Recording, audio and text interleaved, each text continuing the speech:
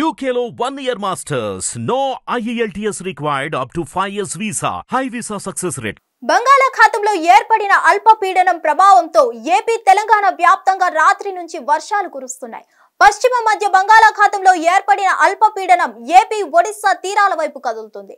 దీని ప్రభావంతో ఇప్పటికే పలు జిల్లాల్లో భారీ నుంచి అతి భారీ వర్షాలు కురుస్తున్నాయి. ఇక ఈ అల్పపీడనం బలపడి వాయుగుండంగా మారింది. దీని ప్రభావంతో ఏపీ తెలంగాణలో ఓ మోస్తారు నుంచి భారీ వర్షాలు పడే అవకాశం ఉన్నట్లు వాతావరణ కేంద్రం తెలిపింది.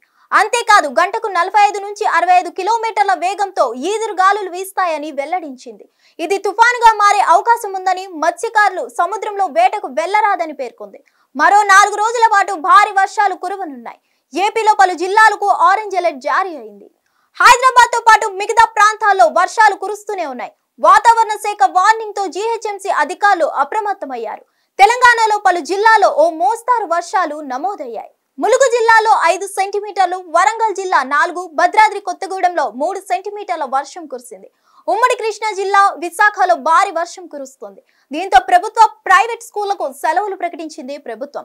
విజయవాడ, విశాఖలోని ప్రాంతాల్లో రహదారులు జలమయమయ్యాయి. ఇక కృష్ణరావుపాలెం, కేశతాండా మధ్య వాగులో వరద ఉధృతి పెరిగింది. దీంతో రాకపోకలకు తీవ్ర అంతరాయం ఏర్పడింది.